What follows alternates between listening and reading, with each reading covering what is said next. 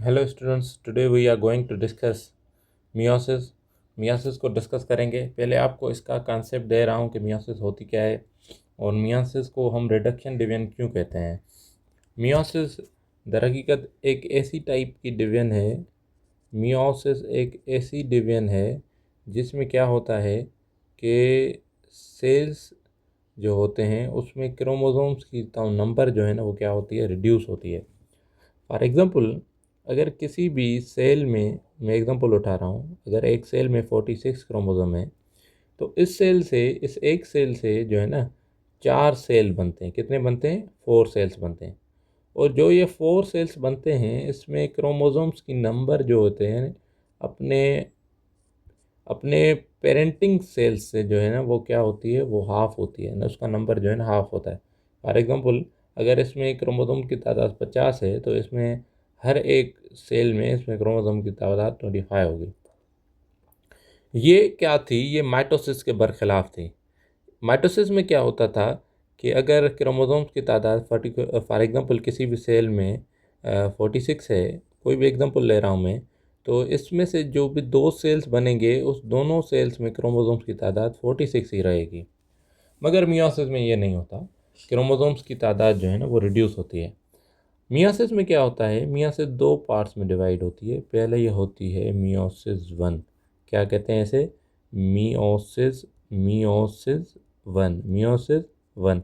इसमें क्या होता है, इसमें क्रोमोसोम्स की तादाद जो है ना वो रिड्यूस होती है। फॉर एग्जांपल, मैंने ह्यूमन सेल का एग्जांपल लिया है। अगर हमारे सेल में 46 क्रोमोसोम है तो ये मियोसिस 1 में जो पहले 2 सेल्स बनेंगे उसमें क्रोमोसोम की तादाद जो है ना वो क्या हो जाएगी, रिड्यूस हो जाएगी।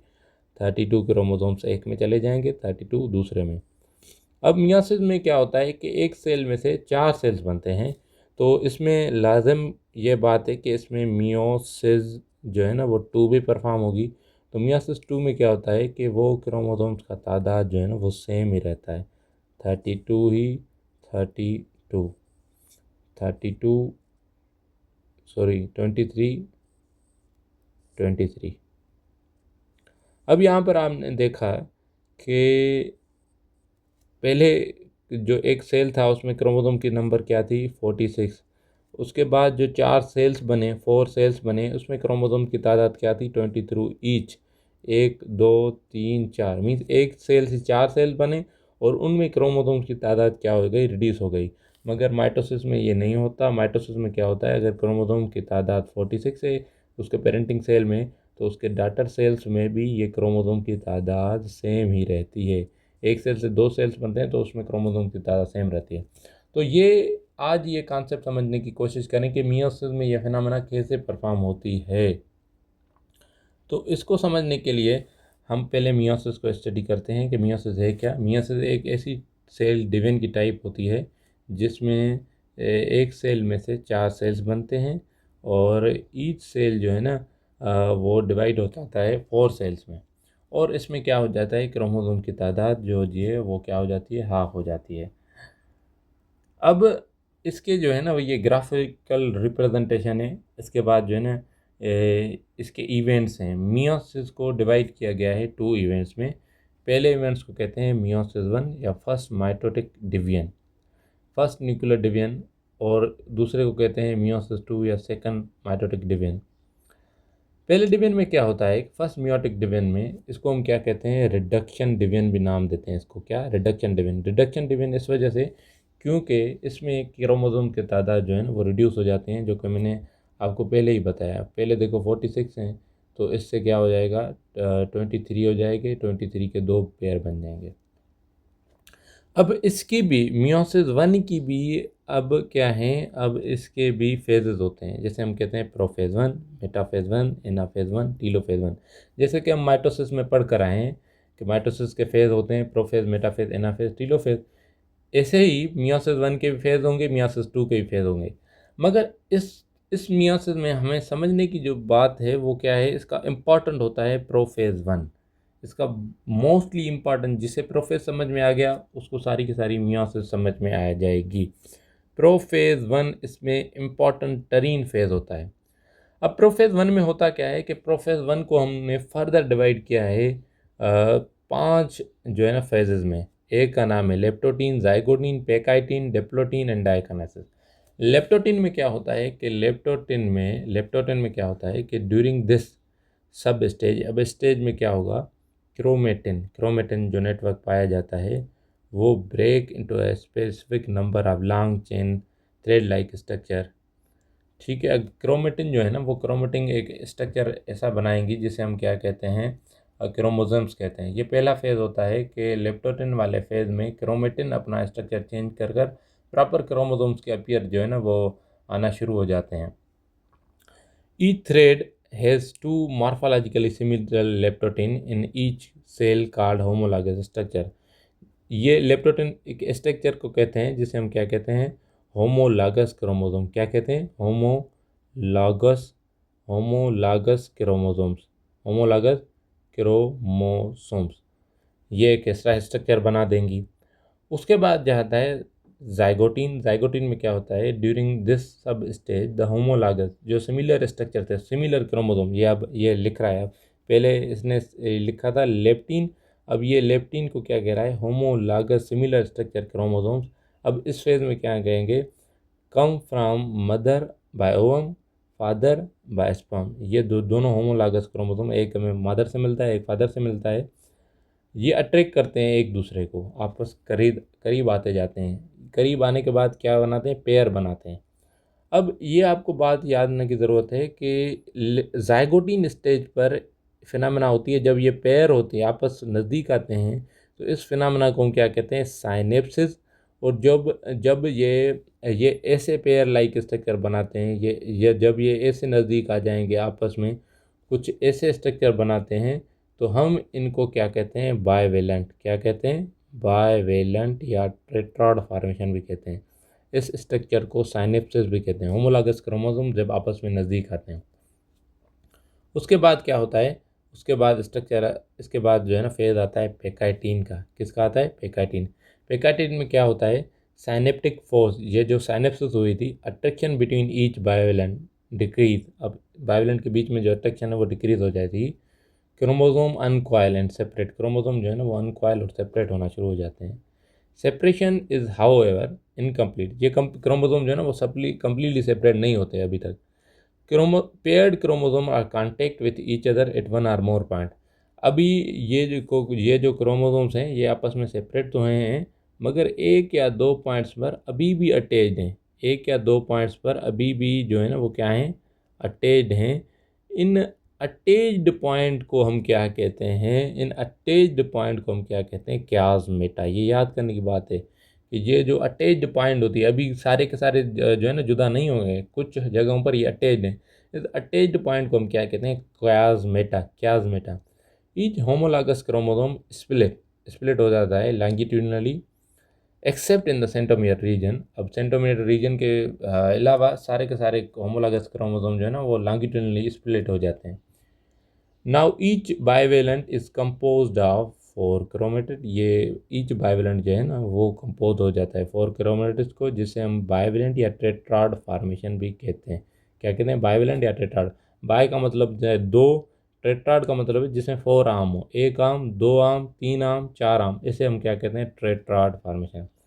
उसके बाद आता है डिप्लोटीन। डिप्लोटीन स्टेज में क्या हो जाता है, homologous chromosome exchange their parts of chromatids at क्याज़मेटा।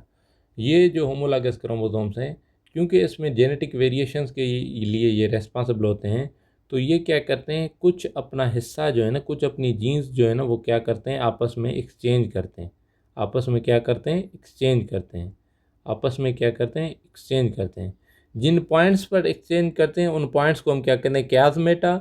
और एक्सचेंज करने वाली फिनोमेना को, फॉर एग्जांपल ये एक जीन है, ये एक जीन यहाँ से यहाँ तक आ रही है, ये एक जीन यहाँ से यहाँ तक आ रही है, तो इस एक्सचेंज वाली फिनोमेना को हम कहते हैं क्रॉसिंग ओवर। एक्सचेंज वाली फिनोमेना को कहते हैं क्रॉसिंग ओवर। जब ये क्रॉसिंग ओवर करेंगे तभी ही ये रेस्पॉन्सिबल होते हैं कि जेनेटिक वेराइटी के लिए मियोसिस रेस्पॉन्सिबल होती है।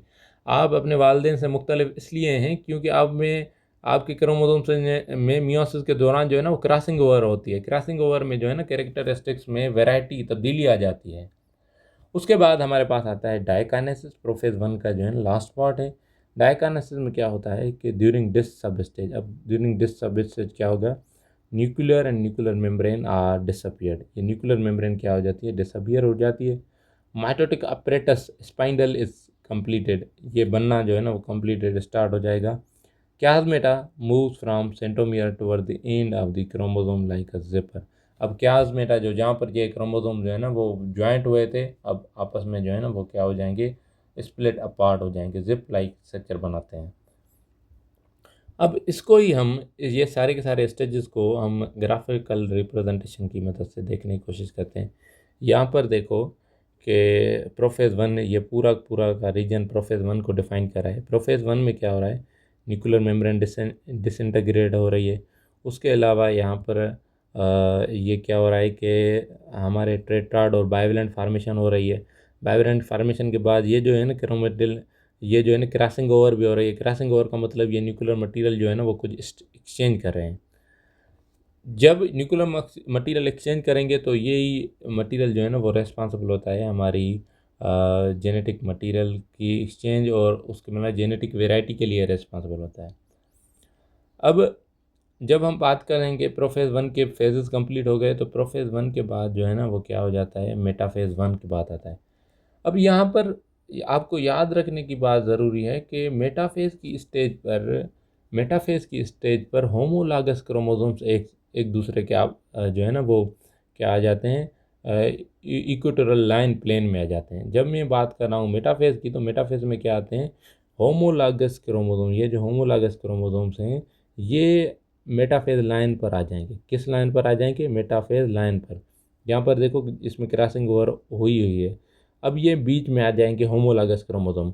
आपको ये बात समझने की बात है कि हमारी बॉडी में टोटल 23 होमोलॉगस क्रोमोसोम होते हैं। एक ही क्रोमोसोम के 2 पेयर होते हैं, तो 23 इधर आ जाएंगे, 23 इधर आ जाएंगे। जब हमारी बॉडी में मेटाफेज कंप्लीट हो जाएगा, एनाफेज के बाद टीलोफेज हो जाएगा, टीलोफेज 1, तो 23 क्रोमोसोम्स इधर आ जाएंगे और 23 क्रोमोसोम्स इधर आ जाएंगे। 23 क्रोमोसोम्स इधर आ जाएंगे और 23 इधर आ जाएंगे। इस वजह से जो हमारे 46 क्रोमोसोम्स है उससे जो है ना नंबर रिड्यूस होकर 23 बच जाता है। इसके बरखिलाफ जब हम हमारी बॉडी में जो है ना वो माइटोसिस होती है, तो माइटोसिस में होमोलॉगस क्रोमोसोम आपस में नहीं आते। ये सारे के सारे 46 क्रोमोसोम, ये 23 ऐसे नहीं आते। ये सारे के सारे 46 क्रोमोसोम एक ही लाइन पे अपराट करते हैं, वो सीधे आ जाते हैं, और इसमें से एक क्रोमेटिड इधर चली जाती है, एक न्यूक्लियस के पास, दूसरी क्रोमेटिड दूसरे न्यूक्लियस के पास चली जाती है। इस वजह से क्रोमोसोम्स की तादाद जो है ना वो सेम रह जाती है। मगर इसमें क्या हो जाता है, 23 क्रोमोसोम एक साइड पर चले जाते हैं, 23 दूसरी साइड पर चले जाते हैं। तो इस वजह से क्रोमोसोम की तादाद जो है ना वो क्या हो जाती है, रिड्यूस हो जाती है। अब मेटाफेज में सारे के सारे बीच में आ जाएंगे। एनाफेज में क्या हो जाएगा, एट दिस स्टेज, इस स्टेज पे क्या होगा, 1 chromosome move from each membrane of homologous pair bivalent और सेपरेट। अब होमोलॉगस क्रोमोसोम जो है ना वो सेपरेट होना शुरू हो जाएंगे। सेपरेट होना जब शुरू हो जाएंगे, एक्चुअल रिडक्शन आकर एट दैट स्टेज। अब जब सेपरेट हो गए तो क्रोमोसोम की तादाद क्या हो जाएगी, हाफ हो जाएगी। क्रोमोसोम की तादाद क्या हो जाएगी, हाफ हो जाएगी। जब अपोजिट पोल तक ये क्रोमोसोम पहुंच जाएंगे तो क्रोमोसोम की तादाद हाफ हो जाएगी। क्रोमोसोम अब रिजेंबल क्यों नहीं करते, क्योंकि क्रोमोसोम्स में क्रॉसिंग ओवर हो गई है। अब इस उन्होंने जेनेटिक मटेरियल को जो है ना वो एक्सचेंज किया है, इस वजह क्रोमोसोम एक दूसरे से रिजेंबल्स नहीं करते हैं इस टाइम पर। टीलोफेज में क्या होता है, न्यूक्लियर मेम्ब्रेन बनती है। एक सेल से जब 2 सेल बने तो अब इनकी न्यूक्लियर मेम्ब्रेन बनेगी। अब न्यूक्लियर मेम्ब्रेन बनेगी, न्यूक्लियस रीअपियर होगा, 2 डॉटर न्यूक्लियाई जो है ना वो फॉर्म हो जाएंगे। अब इसके बाद जो है ना वो साइटोकाइनेसिस होती है। साइटोकाइनेसिस, टीलोफेज के बाद साइटोकाइनेसिस होती है, और साइटोकाइनेसिस जिसमें साइटोप्लाज्म डिवाइड होता। उसके बाद जब इंटरफेज होता है तो इंटरफेज में एक इम्पॉर्टेंट चीज़ आपको याद कर रखने की ज़रूरत है। माइटोटिक डिवीजन में इंटरफेस में डीएनए रेप्लिकेट करता है, मगर मियोसिस का जो इंटरफेस होता है वो बहुत ही रिड्यूस्ड होता है, और उसमें इंटरफेस में डीएनए की जो रेप्लिकेशन है वो नहीं होती। डीएनए रेप्लिकेशन नहीं होती, इस वजह से क्रोमोसोम का तादाद जो है ना वो रिड्यूस होता है। जब वो इंटरफेस कंप्लीट होने के बाद, इस इंटरफेस के कंप्लीट होने के बाद सेकंड माइटोटिक डिवीजन होगी। जैसे मैंने आपको पहले बताया था ना, मियोसिस 1 और मियोसिस 2। मियोसिस 2 में क्रोमोसोम की तादाद रिड्यूस हो जाती है, 46 से 23 हो जाते हैं। अब इस सेम पैटर्न पर meiosis 2 is similar to the mitosis. अब इसमें 23 में से 23 बच जाएंगे, 23। अब यहाँ पर देखो, मैंने एक कंप्लीट कर दिया, 46 में से 23 हो गए। फॉर एग्जांपल ह्यूमन की मैं बात कर रहा हूँ। अब जब इसमें मियोसिस 2 होगी तो इसमें 23, 23, 23, 23 एक सेल में से क्रोमोसोम की तादाद सेम रह जाएगी। प्रोफेज 2 में क्या आएगा, स्पाइंडल फाइबर अपीयर होना, न्यूक्लियर मेम्ब्रेन जो है ना डिसइंटीग्रेट होगी। और उसके बाद मेटाफेज 2 में क्या होगा, मेटाफेज में 2 में क्या होगा, chromosomes are attach to the spindle fibres. Metaphase line पर आ जाएंगे, बीच में आ जाएंगे क्रोमोसोम्स। आधी एक क्रोमेटिड इस न्यूक्लियस के पास चली जाएगी, एनाफेज में एक क्रोमेटिड इस न्यूक्लियस के पास चली जाएगी। क्योंकि हमारे पास 23 क्रोमोसोम्स हैं, तो 23 क्रोमोसोम्स हैं, इसका मतलब है हमारे पास 46 क्रोमेटिड्स हैं। तो आधी क्रोमेटिड्स इसकी तरफ चली जाएंगी और आधी क्रोमेटिड्स इसकी तरफ चली जाएंगी। तो एनाफेज में क्या हो जाएगा, the spindle fibre attach to the centromere, जो स्पाइंडल फाइबर अटैच हुआ है सेंट्रोमियर के साथ, वो पुल अवे करेगा दोनों को। जब पुल अवे करेगा तो सारे के सारे क्रोमोसोम जो है ना वो आपस में सेपरेट हो जाएंगे। टीलोफेज में स्पाइंडल फाइबर डिसअपियर होना शुरू हो जाते हैं। उसके अलावा दे बिकम लॉन्गर इंडिस्टिंक्ट, और ये आपस पोल तक पहुंच जाते हैं। After karyokinesis haploid nucleus mitotic cell division. Karyokinesis के बाद जो है ना साइटोकाइनेसिस होगी, साइटोप्लाज्म डिवाइड होगा। जब साइटोप्लाज्म डिवाइड होगा तो हमारे लास्ट में एक सेल से 4 सेल जो है ना वो बन जाएंगे। अब ये सिग्निफिकेंस क्या है, हम मियोसिस क्यों ज़रूरी होती है, ये भी आपको समझने में जो है ना वो बहुत जो है ना इम्पॉर्टेंट है। मियोसिस इस वजह ज़रूरी है, कांस्टेंट नंबर ऑफ क्रोमोसोम्स के नंबर को मेंटेन करने के लिए। फॉर एग्जांपल, अगर क्रोमोसोम का नंबर मियोसिस ना हो, सारे के सारे क्रोमोसोम्स में 46 ही क्रोमोसोम हो, तो आपके फादर में भी 46 होंगे, आपके मदर में भी 46 होंगे। जब सेक्सुअल रिप्रोडक्शन होगी तो 46 प्लस 46 कितने हो जाएंगे, 92। तो क्रोमोसोम का तादाद जो है ना वो बढ़ जाएगा। इस वजह से मियोसिस स्पर्म या एग में होती है, तो उसमें क्या होता है, क्रोमोसोम का तादाद रिड्यूस होता है। फॉर एग्जाम्पल मैं ह्यूमन की बात कर रहा हूँ, 23 आपके फादर के पास हैं, 23 आपकी मदर के पास है। जब ये दोनों कंबाइन हो जाएंगे तो आपकी बॉडी के सेल्स के अंदर 46 क्रोमोसोम है।